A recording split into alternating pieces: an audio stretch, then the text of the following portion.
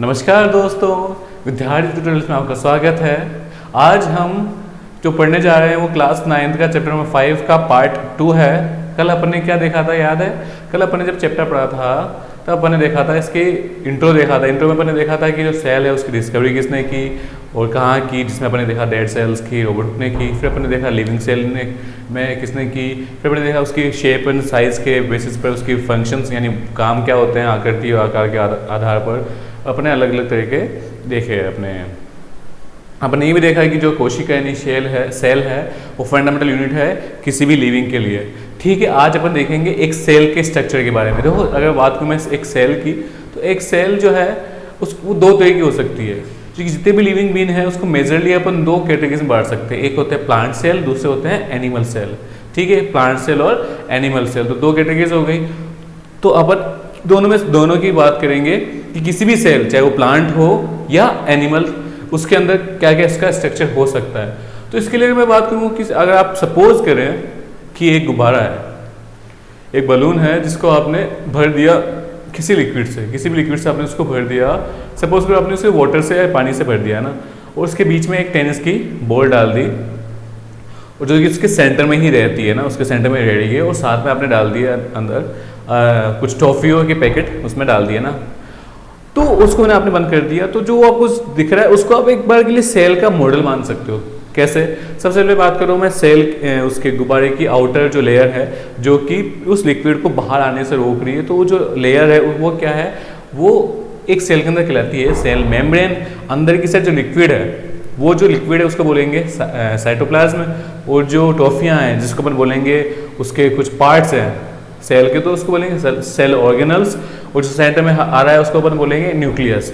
तो अपन ने देखा है कि जो आउटर लेयर है, आउटर लेयर वो क्या है, उसको बोलेंगे सेल मेम्ब्रेन, जो कि आज अपना टॉपिक रहने वाला है। आज अपना है सेल मेड अप ऑफ, यानी कि एक सेल जो है वो किससे मिलकर बनी हुई होती है। तो अपन एक एक करके सबके बारे में जानेंगे और देखेंगे। चलिए शुरू करते हैं। देखो, जो पहला टॉपिक है वो अपना सेल मेम्ब्रेन या प्लाज्मा मेम्ब्रेन, इसको हिंदी में बोलेंगे कोशिका झिल्ली। ठीक है, अब ये होती क्या है, तो याद रखना ये एक बहुत पतली सी थिन लेयर होती है जो कि सेपरेट करती है बाहर के एक्सटर्नल एनवायरनमेंट को अंदर के लिक्विड से या अंदर के सब्सटेंस से। जैसे कि अपन ने एग्जांपल देखा था गुब्बारे का, कि गुब्बारे के जो रबड़ की जो लेयर है वो अलग करती है किसको, लिक्विड को, किससे, बाहर के एनवायरनमेंट से। ठीक है, अब यहाँ याद रखना ये जो मेम्ब्रेन है ये बहुत ज़्यादा सिलेक्टिव होती है। याद रखना, मतलब ये कुछ एक मटेरियल्स यानी कुछ एक चीज़ों को तो अपने अंदर से बाहर इधर से उधर उनको आने जाने देती है, और कुछ एक को नहीं आने देती। अब आप बोलोगे सर इसका कोई एग्जांपल। आप अगर बात करूँ, जैसे आपकी जो स्वेट यानी पसीना आता है वो शरीर के अंदर से, सेल्स के अंदर से आता है ना, स्किन के अंदर से। क्या अगर मैं उसी हाथ को पानी में डाल दूँ तो क्या वो पानी हमारे हाथ ले लेगा? नहीं। क्यों? क्योंकि यहाँ पे क्या है, यहाँ पे जो हमारी सेल है वो एज ए एक्ट कर रही है कैसे, सिलेक्टिवली प्रीएमेबल मेम्ब्रेन के रूप में। और ये इसका मतलब क्या होता है कि ये अपने हिसाब से क्या करती है, कुछ सब्सटेंस को तो अपने अंदर से आर पार होने देती है और कुछ को आर पार नहीं होने देती। तो क्या ये खुद अपने सच्ची में अपने मन से ही इसका डिसाइड करती है कि भाई एक बार के लिए तो मान लिया कि हाँ भाई इसने एक बार के लिए वाटर को आने दिया, अगली बार सेम वाटर को क्या वो नहीं आने देगी? नहीं, इसके कुछ रूल्स है, उसको अपन देखेंगे ऑस्मोसिस के अंदर। लेकिन ऑस्मोसिस पढ़ने से पहले अपन को पढ़ना पड़ेगा डिफ्यूजन एक और चैप्टर में भी है। यहाँ पे बस इसका डिफ्यूजन के अपन एक सिंपल सी डेफिनेशन देखेंगे। यहाँ देखो, सबसे पहले अपन देखेंगे, मान लो कि आपके पास दो बर्तन है, दो गिलास है। ठीक है, हाँ। अब यहाँ पे डिफ्यूजन से पहले अपन एक समझ लेते हैं कंसंट्रेशन क्या होता है। देखो, मान लो कि एक इक्वल क्या है, दो ग्लासेस हैं, दोनों में इक्वल अमाउंट में क्या है, वाटर मैंने फिल कर दिया। इसमें मैंने एक सिंगल चम्मच यानी स्पून क्या डाला, मैंने सॉल्ट डाल दिया, और इसमें क्या डाला, 10 चम्मच सॉल्ट डाल दिया। ठीक है, यह स्पून है ना। तो अब मुझे बताओ दोनों में से ज़्यादा खारा कौन सा होगा? तो आप बोलोगे ऑब्वियस है कि सर जो ए ग्लास है वो एज कम्पेयर टू बी ज़्यादा खारी होगी। क्यों सर? पानी का अमाउंट तो दोनों में इक्वल है, लेकिन जो सॉल्ट है उसका अमाउंट क्या है, इसके अंदर ज़्यादा है। तो अपन बोल सकते हैं कि ए और बी में एक ज़्यादा क्या है, एक ज़्यादा कंसनट्रेट है एज कम्पेयर टू बी। ठीक है, तो इसमें डिफ्यूजन में क्या होता है कि आपके क्या है, दो लिक्विड्स है जिसमें एक तो क्या है हाई कंसंट्रेशन और एक क्या है लो कंसंट्रेशन। तो हाई कंसंट्रेशन वाले का लो कंसंट्रेशन वाले की साइड मूव करना, मोशन करना या मूवमेंट करना, ये क्या कहलाता है डिफ्यूजन। तो डिफ्यूजन क्या होता है हाई कंसंट्रेशन से लो कंसंट्रेशन की ओर मूवमेंट ही क्या कहलाता है डिफ्यूजन। अब यहां पे एक आता है ऑस्मोसिस। ऑस्मोसिस क्या है अब देखो, अगर मैं बात करूं सेम इसकी डायग्राम की, जिसमें मैंने क्या लिया सेम डायग्राम लिया, लेकिन एक मैंने यू शेप की क्या ले ली क्यूब ले लिया ना यू शेप की, जिसके यहां पर मैंने क्या लगा दिया, यहां पर मैंने एक मेम्ब्रेन लगा दी, एक बहुत पतली सी झिल्ली लगा दी किसकी किसी भी लेदर की सेल्स की है ना। अब देखो यहां मैंने दो लिक्विड भरे इक्वल लेवल पे, मतलब बराबर बराबर लेवल पे क्या भरे मैंने दो लिक्विड भर दिए मैंने, ठीक है ये भी वाटर है ये भी वाटर है। अब मैंने क्या कर दिया इसके इधर की साइड तो क्या डाल दिया एज कंपेयर जैसे पहले मैंने किया था 1 चम्मच या 2 चम्मच मान लो, और यहाँ पे मैंने डाल दिया 10 चम्मच या 15 चम्मच सॉल्ट डाल दिया। तो यहाँ पे क्या हो गया हाई कंसंट्रेशन, और यहाँ क्या हो गया इस रीजन में हो गया लो कंसंट्रेशन। तो डिफ्यूजन क्या होता है कि सर हाई कंसंट्रेशन का लो कंसंट्रेशन की ओर जाना ही क्या कहलाता है डिफ्यूजन। अब यहाँ पे क्या है, अब यहाँ पे तो भाई जिसको जाना ही नहीं चाहिए, क्यों क्योंकि दोनों के बीच में सेपरेट कौन सी कर रही है, यहाँ पे क्या है ये सेल है या जो एक बहुत पतली सी झिल्ली है मेम्ब्रेन है, वो क्या कर रही है दोनों को सेपरेट कर रही है, और इस मेम्ब्रेन के थ्रू पानी है जो वाटर है उसको मूवमेंट नहीं होना चाहिए। लेकिन ये क्या करती है ये मेम्ब्रेन ये हाई कंसंट्रेशन वाले जो लिक्विड है उसको लो कंसंट्रेशन वाले की ओर जाने देती है।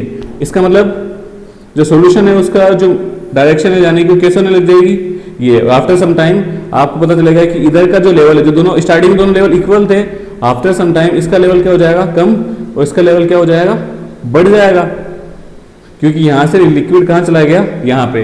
तो इसी को बोलते हैं ऑस्मोसिस।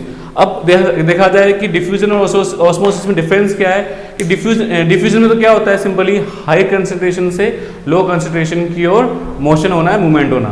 अगर उन दोनों रीजन्स के बीच में क्या हो प्लाज्मा मेम्ब्रेन या सेल मेम्ब्रेन हो तो उस तरह का जो डिफ्यूजन है उसको क्या बोलेंगे ऑस्मोसिस। मतलब कि अगर वाटर जो है वो हाई कंसंट्रेशन से लो कंसंट्रेशन की ओर जाए और थ्रू मतलब किसके द्वारा जाए सेल मेम्ब्रेन के थ्रू, तो उसको उस डिफ्यूजन को बोलेंगे ऑस्मोसिस। तो ऑस्मोसिस क्या एक सिंपल टाइम का क्या है टाइप का क्या है डिफ्यूजन ही है, ठीक है।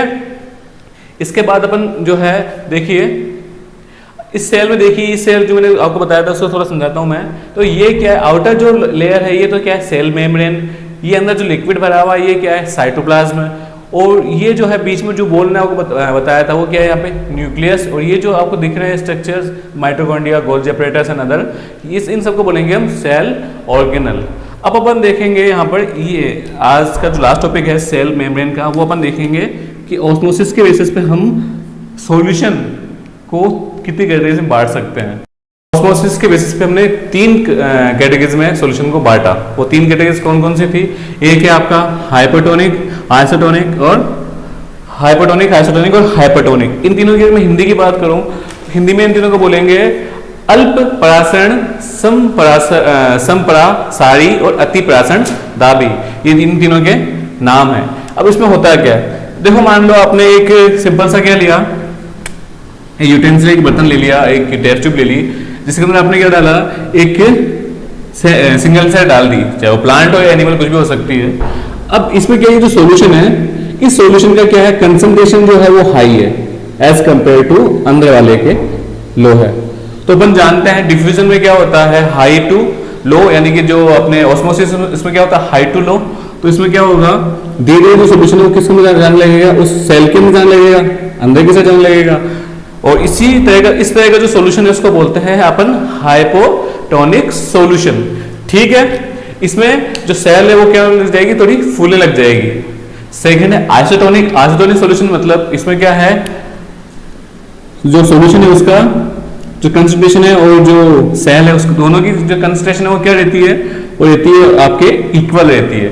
अब इक्वल रहेगी तो क्या होगा जिस अमाउंट में सॉल्यूशन अंदर आएगा उसी अमाउंट में सॉल्यूशन बाहर भी जाएगा। ओवरऑल जो सॉल्यूशन है उसमें ना तो एक्सचेंज होने से कुछ नहीं फर्क पड़ रहा, ना तो सेल के ऊपर ना सॉल्यूशन के ऊपर। तो इस तरह का जो सॉल्यूशन है उसको बोलेंगे अपन आइसोटोनिक सॉल्यूशन। और तीसरा जो होता है अपना होता है हाइपरटोनिक सॉल्यूशन। हाइपरटोनिक सॉल्यूशन जो है वो फर्स्ट वाले का जस्ट क्या है, जस्ट अपोजिट है। इसका मतलब क्या है, कैसा सॉल्यूशन जिसके अंदर सेल का जो है कंसंट्रेशन क्या हो वो हाई हो और सॉल्यूशन में उसका कंसंट्रेशन क्या हो, लो हो। इस कंडीशन में क्या होगा, इस कंडीशन में हाई टू लो मोशन करेगा सॉल्यूशन। इस कंडीशन में हाई टू लो मोशन करने की वजह से क्या होगा, जो सेल है उसके अंदर से जो लिक्विड है वो बाहर की साइड मोशन करेगा और जो सेल है वो क्या हो जाएगा, श्रिंक हो जाएगा। ठीक है, तो श्रिंक हो जाएगा। और यही अपना सेल जो है मेम्ब्रेन, आज टॉपिक ये अपना क्लियर हो गया। और अपना जो सेल मेम्ब्रेन का टॉपिक है वो क्लियर हो गया। सेल मेम्ब्रेन के बाद अपना जो नेक्स्ट टॉपिक है वो सेल वॉल है, जो अपन कल देखेंगे। उम्मीद है आपको हमारा वीडियो अच्छा लगा होगा। अगर आपको ये हमारा वीडियो अच्छा लगा तो प्लीज हमारे वीडियो को लाइक करें, शेयर करें।